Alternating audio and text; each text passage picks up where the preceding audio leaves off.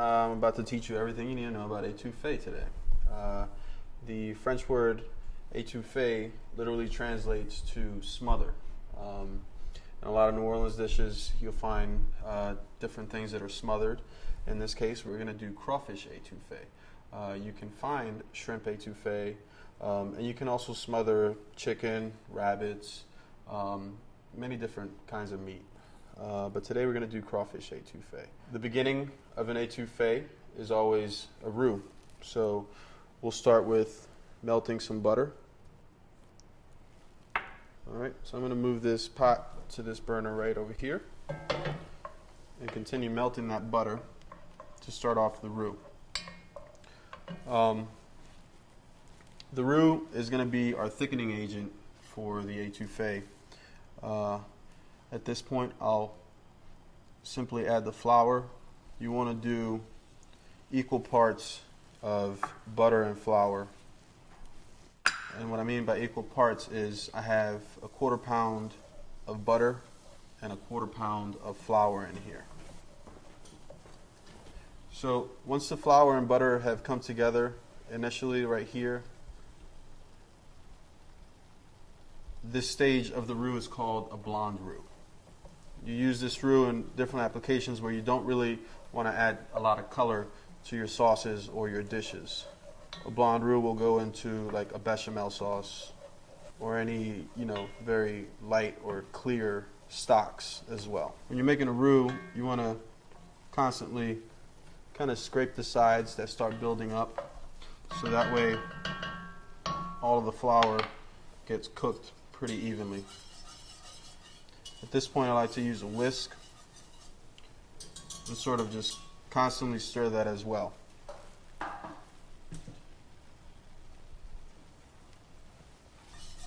The reason why you want to constantly stir your roux is so it doesn't start to have little burnt pieces on the bottom of the pot while the flour and butter are cooking to make your roux. In New Orleans, especially a crawfish étouffée is a lot of times made the day after a crawfish boil. At the end of a crawfish boil, the people who are still hanging around, they're still gathered, they'll start peeling the rest of the crawfish tails that are left over that nobody has eaten, and those crawfish tails will be saved to make the étouffée the next day. As you can see, the roux has started to slightly brown, and we're going to bring this roux to a peanut butter color. You want to go back and use your spoon and once again scrape all those sides that have built up on the pot.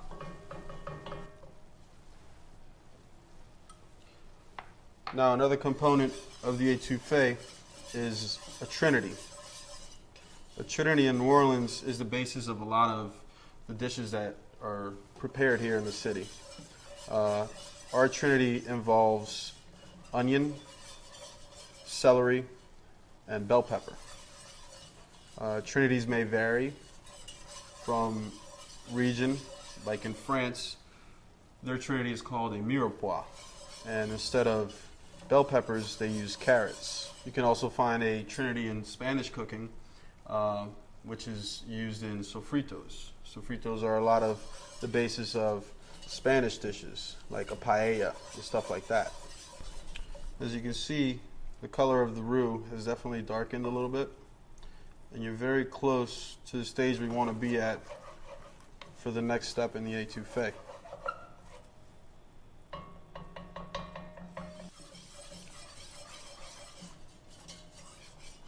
Now the next step to building this étouffée is to add the trinity. There's a couple things that are going to start happening once you add your trinity to it. It's going to start cooling down the roux, which will stop the browning process of making that roux as well. At this point, I'll add the onions.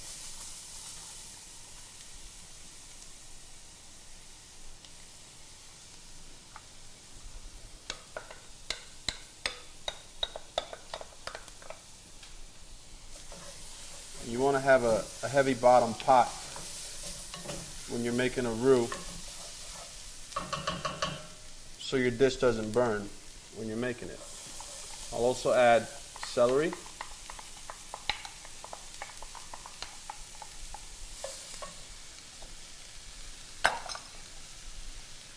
And green bell peppers. If you add red bell peppers and green bell peppers, that'll work too. But at this point is when you know something good is happening in the pot, because it starts to smell really, really nicely. All these onions, all these bell peppers, all that celery as well.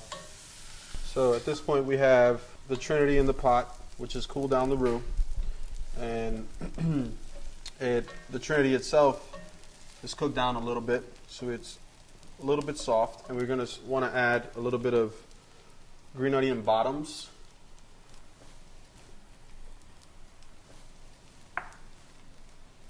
A little bit of garlic as well. And some diced tomatoes. You can find these in a can at the store, or you can use freshly diced tomatoes as well.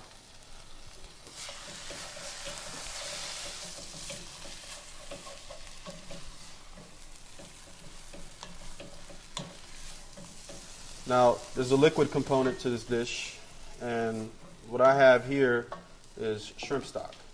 If you can't find shrimp stock, or if you don't have any shrimp stock, you can go to the grocery store and get chicken stock, which will work in this dish as well.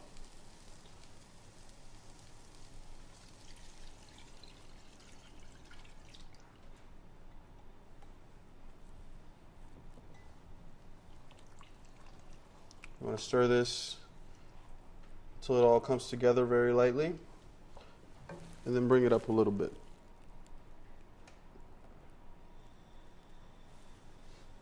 We're going to add some cayenne, a little bit of tomato paste, some essence, Emeril's essence, and a little bit of salt as well. We'll bring this up to a boil, and then once it comes up to a boil, we'll cover it and cook it for about 30 to 45 minutes until the roux is cooked out. And the roux being cooked out means when you go to taste the liquid, it doesn't have like a little flouriness, like a very lightly grittiness. At that point, you can tell that the roux has been cooked out. This may take 3 to 5 minutes to come up to a boil. It really depends on your stove and how many BTUs it puts out. Just keep an eye on it, because it can scorch on you, and you don't want that to happen. So at this point, the étouffée has come up to a boil. We're going to let this simmer for about 45 minutes now, which I'll drop the heat to about medium-low. I'm going to cover it, and what's going to happen is the roux is going to start thickening that stock that we added to it. At 45 minutes from now, you should have a fairly thick étouffée. So after about 45 minutes of the étouffée cooking down, I'm going to add our Louisiana crawfish tails that we have. I would not recommend using any other crawfish tail meat other than Louisiana crawfish tails, due to the flavor is just completely different. The stuff that we have down here it's amazing. It's a great product, and a lot of places ship them out if you're not in town. If you're trying to make another style of étouffée, like a shrimp étouffée, you could also add the shrimp towards the end of the cooking process. These crawfish tails are already cooked, so really what you're going to do is just heat them up at the end of the 45 minutes. But when you have shrimp, you're most likely going to have them raw, so you kind of want to cook them maybe like 10 minutes before serving. So I have a pot here that's been cooking for about 45 minutes now, and it's at the stage where I'm ready to add the crawfish tails and the green onions to the dish now.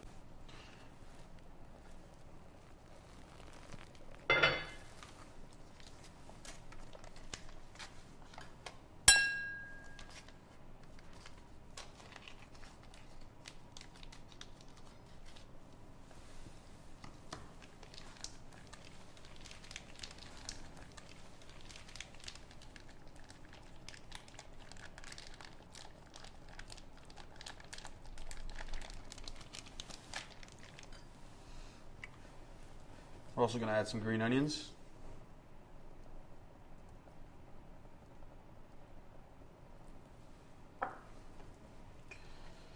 And when you serve étouffée, normally you want to serve it with some steamed rice. I think it's probably the best accompaniment for this dish. So what we have here is just some plain steamed rice.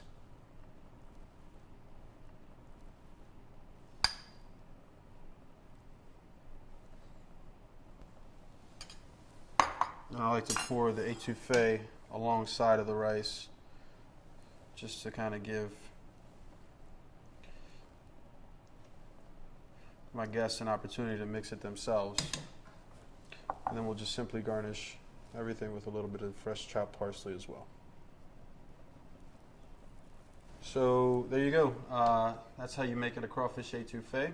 But you can substitute crawfish for shrimp or chicken, or even just make like a sausage étouffée as well. Enjoy.